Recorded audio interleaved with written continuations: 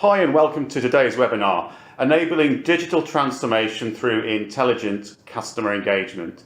This webinar is brought to you by Microsoft and Fifth Quadrant. Your hosts are Paul Farrow. Paul is the CRM Solutions Professional at Microsoft. Hello. Hi, Paul. Hi. And myself, Steve Nuttall, Head of Customer Experience Research at Fifth Quadrant.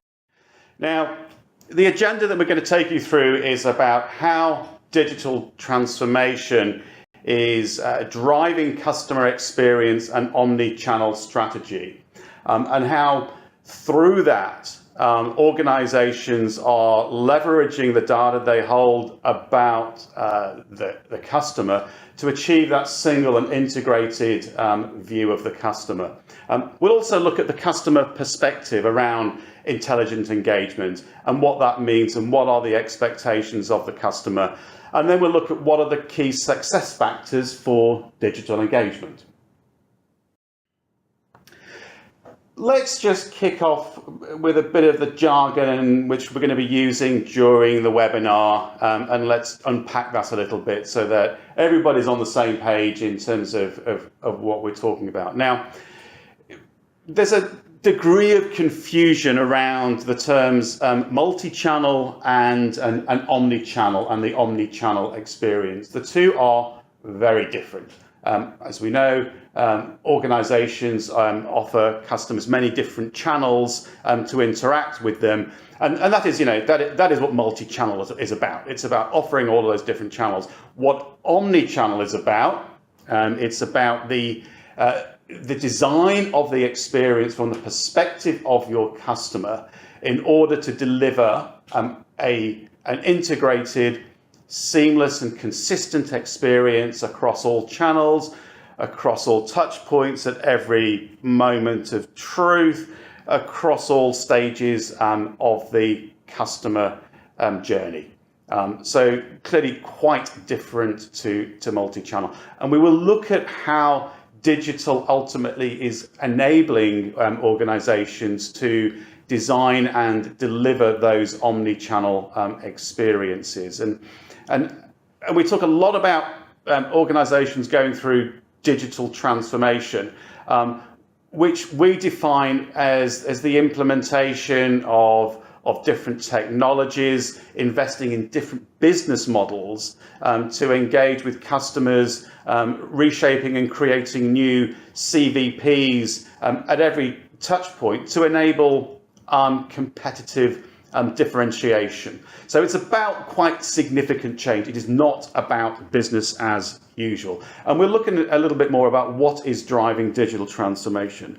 And then finally, so what is, when we talk about intelligent customer engagement, what does that mean? And that's about leveraging all of the knowledge, insights and data that we hold about customers to deliver highly personalized, proactive and predictive experiences, talking to ultimately a segment of one and treating the customer as a segment of one and as an individual rather than one of many.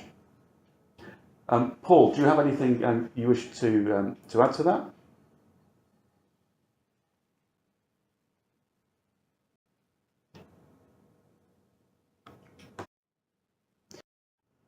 So let's look at digital transformation and understand really what is driving digital transformation. At the heart of this are four mega trends. We talk a lot about cloud, and cloud is not just about outsourcing our service offering, our technology to a third party. Cloud is ultimately transformational for businesses, and we'll talk more about why that is the case. The second mega trend is mobile, and I think we are all conscious now of the ubiquity of mobile devices. Mobile is about being in the moment. It's about being in the location, and it's also about being connected and being connected through social channels. And that being the third mega trend in terms of how consumers engage across their networks, engage with organizations, and share their experiences, provide feedback, etc., through the myriad of social channels that are available to customers. And the fourth mega trend is what we would call data science, which covers big data and the abundance of data that we have. But it also covers our tools and capabilities to make sense of that data, to use that data in real time, and to provide that and to leverage that to provide that predictive customer experience. So those are the four key trends. Now I'm going to hand over to Paul, and Paul is going to take us through a little bit more about what we're seeing in terms of that are driving those trends. So, Paul. Yeah, so when we look at what that means for customer engagement, really what it means compared to where we were probably say 5 or 10 years ago, really what it means that customer engagement is truly evolving in the digital area. We see across all of these areas now we've got 2 billion active social media accounts, 2.4 billion smart devices by 2018 and 3 billion active internet users, and that's not going to come as a surprise to any. And for a lot of organizations, what that really means is customers are a lot more informed and empowered before they even start to engage with you through about providing products or services. And indeed, customers are over 70% through the buying process before they even talk to you. Now, let's just consider what that means. Now, typically, if somebody was walking into a store or even into a bank branch or even into a telco, that would typically be the first time that you would get a chance to meet with that customer, engage with them, nurture them, talk to them about your products. These days, customers probably know more about what you're going to talk to them about before they even walk through the store. So you've got to understand, a lot of organizations have got to understand that. They've got to understand the maturity. I guess the challenge these days, and we see a lot of this in the media, is organizations think that ultimately will boil down to a price war. People will research online, they'll look at prices, they'll look at what they can get from overseas channels, be that Amazon or eBay, and they will walk in informed and try and demand a better price. But that's not always the case. What we're starting to find is that customers are now looking at ways in which digital channels can enhance their customer experience over and above just typically what might be a price differentiator. And in fact, 86% of customers will pay more for a better customer experience. Now, that just doesn't mean you've basically got to be smarter and more intelligent. What it means is they're looking at the value that an organization can bring across their journey. So not just in terms of the sales cycle, but also what's the experience I'm going to get when I walk out the store? Am I able to get support online? Can I do click to chat? Can I get FAQs and support forums about how to use your product and get a better experience? So all of these factors are now enabling customers to, yes, be more informed, yes, demand a better experience, but also the fact that if organizations do this smart enough, then really customers will pay more for that experience. And in fact, what we're finding is that by 2020, customer experience will overtake price and product as a key brand differentiator. Organizations really do have to understand it's not just about driving down cost and providing things more cheaply and offering things at a lower price, but it's about leveraging digital channels to enhance the value that they can bring to a customer, to really improve their brand, and really start to generate customers. The question a lot of organizations now have to ask themselves is what kind of digital transformation are they going through, and ultimately how is that going to impact intelligent customer engagement in the future? Thanks, Paul. Let's look at some of our research findings then to understand where Australian organisations are at in terms of their roadmap towards digital transformation. And I think digital transformation is a journey rather than an end state. But if we look at the journey, it's still this is still very much a work in progress in terms of that preference for on-premise technology versus cloud. Many organizations are still in that space where, for various reasons, they're not yet ready to migrate through to the cloud. More organizations are looking to increase their investment in their mobile channels, 62% saying that in terms of their technology and investment plans, the mobile channel is a significant priority. But that also means that for many, it hasn't been. And we know that the customer is often ahead of organizations in terms of their behavior and their use of mobile channels, and we're playing catch up.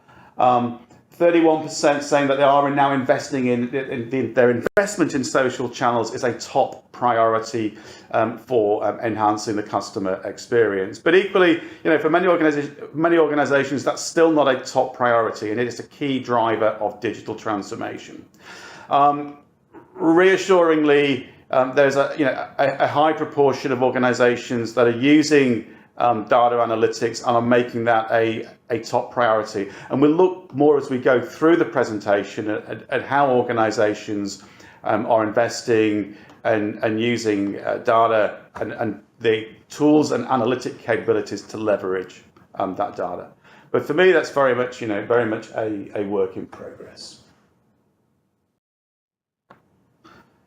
And let's look in more detail at the kinds of digital activities that organizations are currently undertaking and what they say are the most important activities. Now, look, I guess the first takeout for me here is that there's about 3 in 10 organizations that are saying they're not actually really engaged in any kind of digital transformation related activities, and that's something of a concern that maybe there is a segment of the market that is going to be potentially left behind, and we contrast those organizations between against others that see that their top priority is really kind of investing and changing the digital properties of their assets, their website, their mobile and social platforms, and those that are prioritizing the integration of social and mobile, web and e-commerce and so on. And that integration priority for me indicates that we're looking there at the more sophisticated, more mature organizations that are more advanced in terms of their digital transformation journey. And for others, it's about just getting the basics right. It's about updating our existing technology systems and getting that right first before perhaps we can move towards that level of integration. So there's a bunch of organizations that may be being left behind. There's others that are really kind of more advanced, and others that are somewhere in between. I think for those that have not yet really started their digital transformation journey, all is not lost. There are rapid gains that organizations can make, Paul. Yeah, sure. And I think the interesting thing about this slide is the fact that really where we see the most important focus needs to be is actually at the opposite end of the spectrum in terms of where we're seeing organizations being focused at the moment. We see a lot of organizations saying, oh, we must do something, we must update our website, we must do social. But actually only 2% see that an omni-channel strategy is most important, and only 4% are looking at cross-enterprise realignment. So really the focus seems to be more on the digital side of things and less so more on the transformational side of things. And that really will impact the overall experience customers get. If organizations continue to do these tactical changes rather than looking at a strategic roadmap, it could actually have the opposite effect in terms of what they're trying to achieve. And that might lead towards still more siloed channels rather than the integrated channel experience that exactly. we've been talking about. about. Customers will pay more for a better customer experience, but the focus needs to be on experience and not just adding more layers, adding more touch points, and adding more complications, which actually could see the opposite effect and customers migrating away if they feel as if the organizations can't really deliver an overall experience rather than just bits and pieces of digital touch points. Thanks, Paul. So that's, I think, a good segue into let's look at this also, from the perspective of customers. So, what are customers looking for from organizations in terms of intelligent engagement that we've been talking about? The customer experience generally is that their experience is somewhat fragmented. consumers are using more than one channel to resolve their query. Over half of consumers use more than one channel, and that's going to increase as more channels become available to customers. They won't stop using one channel and start using others. There is certainly more of a transition towards self-serve, but when we hit problems, we then start utilizing other channels to find that level of support. And when that happens, what consumers are experiencing is, organizations not knowing their history across different channels, not being able to combine that information from different organizations in an integrated and seamless way, and the pain points of having to repeat account and ID information every time, and the pain points of having to repeat what's the nature of your query. And I think everybody's experienced this. I think many of us also know that putting our hands on our heart, know that quite often our organization is still not there yet at being able to address these pain points experienced by customers. But that's an indication, I think, also of that siloing of channels still. Yeah, and I think with the advent of social media and people being able to share and get information relatively quickly and easily, customers expect that organizations can do the same. They expect that when I visit you in a store or when I call your contact center, that there's an expectation that those systems are dynamically updating. And if I go to visit you on the web, then that information is available as well. So if I do call in and raise a problem, and then I go and visit you on the web on the way home, that information has been integrated. But we're still finding that a lot of organizations struggle with that. I think a lot of that is to do with the integration with legacy systems. But I think as organizations continue to evolve, then really those problems will go away, and those pain points will actually be dissolved, and that it'll become the baseline that information is ubiquitous across an organization. And the point about customers expecting to use more channels, when we asked about which channels do you expect to use more of in the next 12 months, the customer view is using a lot more self-service channels, web self-service, mobile apps in particular, community channels as well, social media, online forums, but also still expecting quite often to be engaged on the phone, in person, and so on. So it's important that we get the investment priorities right in terms of the changing customer behavior, but it also means that we must not forget the channels that are legacy, are more traditional channels, that if we underinvest in those as well, from a channel integration perspective, that we may still experience break points in the way customers interact with us as well. Yeah, and I think the interesting thing is it really gives organizations an opportunity to evaluate their channel mix, look at the high value transactions, and keep those as maybe in-person or personalized conversations. But really the high volume, low value transactions where customers are seeking quick answers and they don't necessarily want to sit on an IVR for 15 minutes, really investing in those mobile and self-service channels to build out that customer experience. Because what we're finding is customers want more digitization of the experience, not less. Used to be 5 or 6 years ago, the first port of call would be picking up the phone. And customers would expect that the only way to get an answer is by talking to somebody on the phone. Now, with the Googleization, I guess, of the internet, customers are expecting that they should be able to get the answer straight away on the web, and that they should only have to pick up the phone if they have to. Yeah. Interestingly enough, customers are now starting to feel that if they have to pick up the phone, they've already got a negative perception because they couldn't find a digital answer.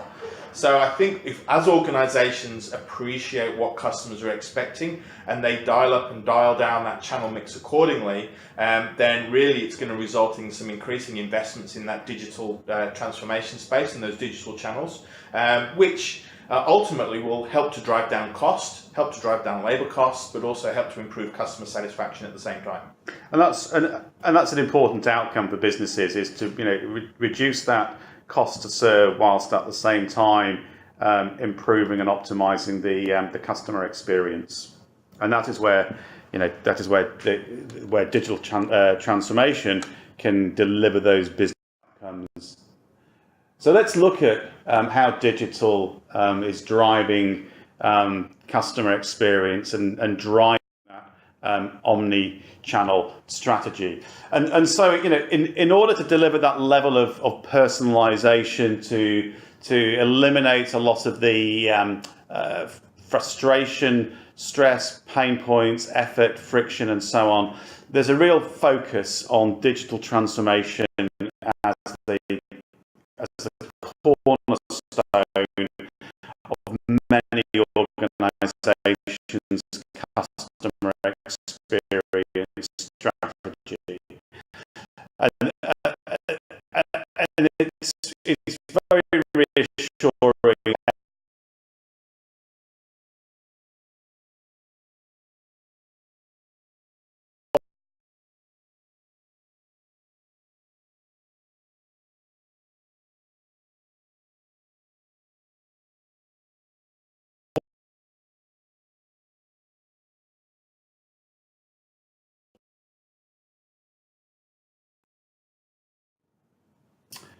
However, you know, as we said previously, you know, it's still, there is a journey that many organisations are going through. And when we look at the proportion of organisations who've fully completed some of the key core tasks that are required for channel integration, you know, only 1 in 5 have said that they fully completed customer journey mapping.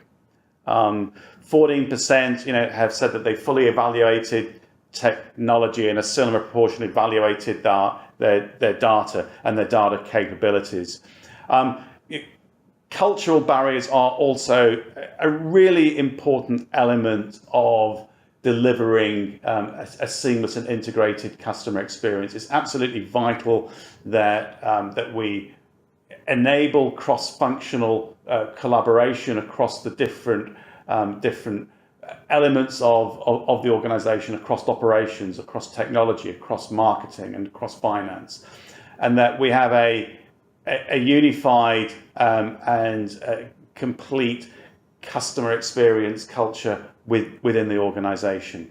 And finally, only 13% said that they fully completed the task of building the business case, and hence because of this being very much a work in progress, there still exists many barriers to channel integration. The absence of fully evolved business cases often mean that it's very difficult, therefore, to secure the necessary resources. It's difficult to secure the necessary resources to invest in the right technology, and equally so to invest in our capabilities to leverage the data and build the insight and create personalised and tailored communications to customers. So, for many organisations, there's still some way to go.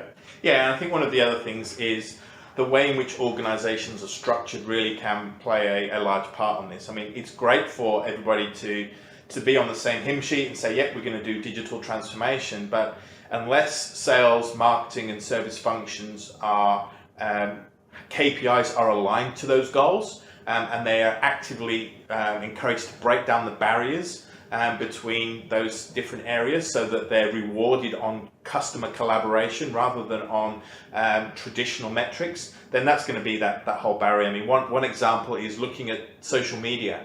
Social media was always considered probably part of the marketing area. We've got the social media guy over there, he looks at our Facebook page. But as more and more customers start to engage with organizations on social media to resolve service issues, then really that social media function needs to be broken out of that marketing area and become more pervasive across the entire organization. And organizations need to be rewarded for doing that form of collaboration and breaking out that social media channel so it becomes part of the culture of an organization rather than setting up these digital stovepipes in different functions in different areas. Excellent, thanks. So I said, we'd look in a bit more detail at how organisations are starting to leverage the data that's available to them to achieve that single view of the customer. And this is a really kind of key cornerstone of digital transformation. Pause for thought. Does your organisation currently use data analytics to create personalized experiences for customers. Maybe you're using data analytics for other purposes, ultimately, maybe to segment and communicate with groups of customers. But to what extent are you utilizing that to create highly personalized, more individual experiences for customers? Well, let's have a look and see where the market is at. Now, we asked in one of our recent surveys around technology strategy, which of the following are your top priorities to enhancing the customer experience over the next 12 months? So nearly a half of organizations have said that their top priorities are data and analytics. And really, data analytics then enables that focus on optimizing online experiences, enhances our capabilities to really maximize our CRM systems, to leverage what we can obtain from social media and other forms of customer feedback, and to bring that back through as a flow of data that we can again leverage to build better customer experiences. So it's reassuring that many organizations are focusing on these different areas.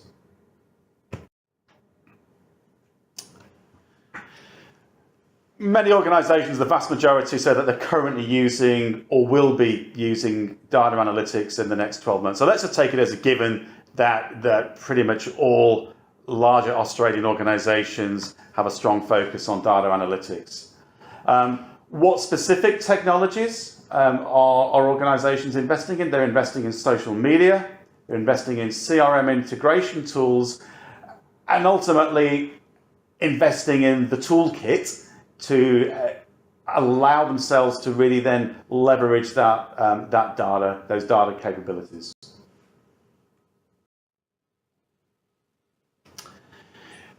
Looking at the types of data that's being used for data analytics, I think on the left side, many organizations are still in utilizing more traditional data sources, customer transaction data, CRM data, traditional customer feedback streams, and more using more web browsing data. I think you have to start from there, but then the more mature organizations now are looking at analyzing data from mobile devices, about looking at what data they can extract from geolocation and GPS data, from understanding social media behavior, social networking profiles, and so on. So there's an evolution, a level of maturity that's building up in the market as organizations begin to recognize that they can capture and analyze data from multiple sources, not just direct from the customer, but increasingly more from the different devices that customers have. And we look at, if we look further ahead and we've asked organizations which of the following emerging technologies are most likely to be adopted in your industry, a third are saying, well, they believe now that there's going to be more and more technology adoption around sensors and the Internet of Things, and that creates another stream of data for organizations to be able to analyze and integrate alongside other data. The growth of wearables in particular has implications for the healthcare industry, but for many other areas as well. How can we leverage the data that we see from wearables? And equally, in terms of our ability to mine text and natural language, that there's a greater adoption of technologies that allow customers to interact with organizations using natural language rather than through an IVR type interaction. And clearly that then throws up the enormous possibility of voice to text and text analytics, and doing all of that in real time, but then also doing that in a predictive way. All of this, I think, means for many organizations, the challenge just gets tougher, but it's also a more exciting challenge, I think, as well. Yeah, I mean, the interesting thing is that emerging technology adoption, as organizations start to leverage those things, it's really, the question then becomes, how do they then start to manage those huge volumes of data? And how do they start to deploy data scientists that understand trends, understand what's going on? So yes, there's a huge opportunity here, but I think also there's a huge challenge in terms of how organizations really start to look at these huge volumes of data and develop some meaningful insight from that. Thanks, Paul. And I've highlighted, here a number of, industry skews that we're seeing. And I think kind of what's interesting here is that we're seeing some skews towards, the much maligned Australian manufacturing sector. We're seeing increasingly organisations that have found the competitive landscape tough going, but are now seeing greater opportunity around connected devices, and that I think is good for the manufacturing sector. But also seeing opportunities around augmented and virtual reality as well. Yeah, and from a Microsoft perspective, we're seeing some interesting stuff in financial and healthcare sectors. We were talking to an organisation the other day around health insurance and how they leverage things like Microsoft Bands to gather health information about customers and use that to develop profiles that may help with evaluating future insurance needs. So really those things are actually starting to come to the fore today, and with things like IoT and Azure platforms and devices such as Microsoft Bands and other smartwatches, we're actually starting to see the application of those things in terms of customer experience and personalised customer offerings today. Excellent. It's an exciting world that we're in. Okay, let's move towards, what are then the key success factors for digital engagement? Firstly, what does success look like? There are both, there are the business outcomes that we spoke about, but the focus of our conversation today is very much about the customer. And when we look at, what are the main customer outcomes that organisations are expecting from the investment they're making in the different technologies that support the customer experience and ultimately enable that digital transformation, it is reassuringly for many the main outcome is providing a more predictive and personalised customer experience. But that is then supported through greater self-service capabilities as well, that we can also get our products out faster to our customers. I think when the customer expectation when engaging through an organisation's digital channels is increased speed and a more responsive experience, as well as creating a stronger emotional connection at a brand level with our customers. So there's a whole bunch of really important customer outcomes that organisations are looking for. Yeah, and I think the good thing is that organisations are looking at not just their financial metrics, but looking at providing those customer experiences and really understanding that only by providing enhanced customer experiences will they survive in a digital world. However, when we look at this takes us back to the theme of siloed channels, and really the takeout on this slide is that there's a high priority on technology to enhance the channel experience, but there's a big focus around an investment in specific technologies. 80% are investing in very specific technologies, and yet only 3% indicate that channel integration is the top priority.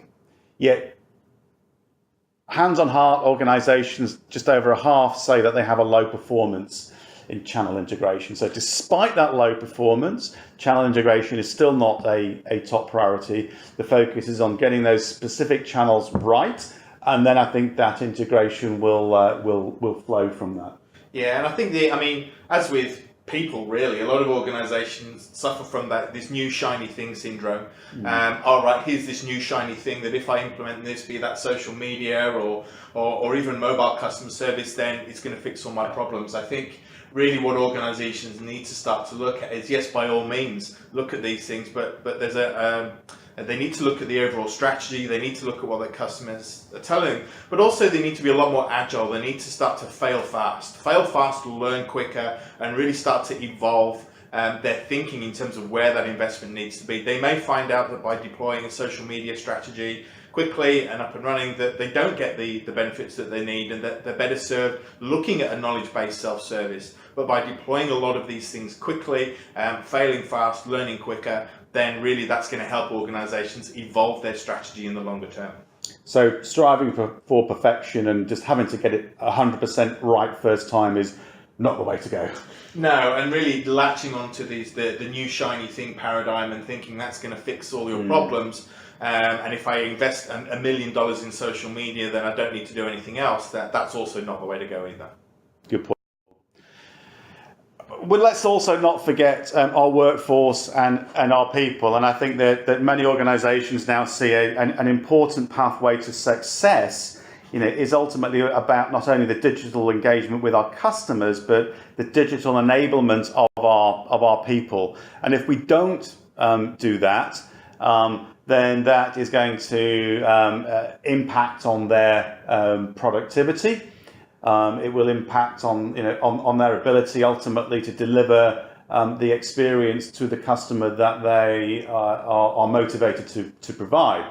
But reassuringly, 61% of organizations say that they are investing in employee productivity technologies. So tools for integration with CRM software, which I think is pretty critical for many. Obviously, clearly the workflow and workforce routing and management tools are important capabilities. But then we're seeing, more focusing on things like virtual routing applications and presence tools and more, and also developing, using those technologies then to begin to have more proactive contact with customers informed by those technologies. So the 4 pillars of success. Well, I think there are 3 pillars that then lead to the 4th, and the 3 key pillars are that to be able to really to go through a successful process of digital transformation, we need to start from that data perspective, as we've discussed, leveraging the data to really enable that fully intelligent engagement with customers. To do that, we also need to fully understand the customer journey. It means we need to go through all of that process of journey mapping, the development of personas, understand the pain points and understand how we can fix that. And we can't do that if we're operating in silos in our organization. As we discussed, that cross-functional collaboration and the building of really strong internal customer experience cultures is absolutely vital for success. Without that, you will clearly struggle. But if you've got those 3 elements in place, data, customer journey, collaboration, you're then in a strong position that's building you the platform to then deliver on that seamless, personalized and integrated experience across channels. Yeah, thanks, Steve. Look, and from a Microsoft perspective, we've really been focusing on these 4 pillars for a long time now. And one of the first things that we've been looking at is how can organizations really start to leverage data, not just big data and social data or what we call unstructured data, but also the data that they own themselves across their internal CRM systems, and how do they start to blend that to nurture, engage and match customers up so that they can start to deliver those experiences. And Microsoft is really one of the only organizations that can actually blend these 2 things quite seamlessly. So obviously Microsoft's got we use social engagement tools to look at social media and how organizations are engaging, but also internally we've started to build out the Azure platform so that we can take those IoT devices, look at the analytics that those things are generating us, blend that with social media type data, and then again blend that again with a lot of the internal system data that you might have within your dynamic system to really start to pull together and get that 360-degree view of all of your customers, but also create that platform through Azure and Cortana Analytics Suite so that as your digital journey evolves and you deploy more IoT type information sources, you deploy deeper marketing and social media listening, we've really got that platform that can bring that all together. means is that by using all of using those Azure platforms, cloud technologies, organizations can really then start to use that to understand and design intelligent customer journeys through areas such as the Dynamics platform, and really build those personalized, proactive and predictive customer journeys that are personalized from a view that your customers really can start to understand that you feel as if you know them. It's not just a case of knowing your name, but it's also a case of understanding why I may have contacted you. It might just be to purchase a particular product, and I may personalize the offer and look at ancillary products that could actually help with your purchase. It might be, I may actually be proactive and say, look, you bought this product 3 or 4 weeks ago, just contacting you to see how you're going. Here's some knowledge articles that might help with your usage, but also about being predictive as well. When you see particular, for example, particular usage drop off, then being able to predict that actually that might be an indicator of churn. And therefore, how do we start to build those journeys and use, like I said, areas such as the Dynamics platform to start to build out those semi-automated customer journeys that organizations can really start to use to engage with customers, not invest heavy manual processes to do that, but also semi-automate those things so that really it becomes a cost-effective way to deliver those enhanced customer experiences. And that also from that, really what we need to be able to do, that if we are delivering those automated customer journeys, we really need to unite and provide those tools to unite organizations internally to do that. As we start to look at, for example, maybe use Dynamics marketing to market smarter, how do we then pass leads that we may be generating into the sales teams and enable those leads to be able to allocate it out on the road, but also provide care everywhere so that we can provide customer support. We've spent a lot of time building out platforms across, for example, Dynamics Marketing or Dynamics CRM to pass leads, but also internally, how do we start to leverage things like Yammer and Skype so that we can collaborate with other team members who may not have these tools, but are still a vital part of that customer experience. So really the key thing is building out those platforms, not so that everybody has to have a particular solution, but that we can create an environment where people can collaborate internally so that we can meet and enhance those customer experiences across the board. It really is important that we create that flexible platform and that flexible framework so that it's not just a case of a one-stop shop, but if you've got particular tools that enable that collaboration where we can have those discussions, then become a lot more flexible and a lot more personalized, a lot more faster.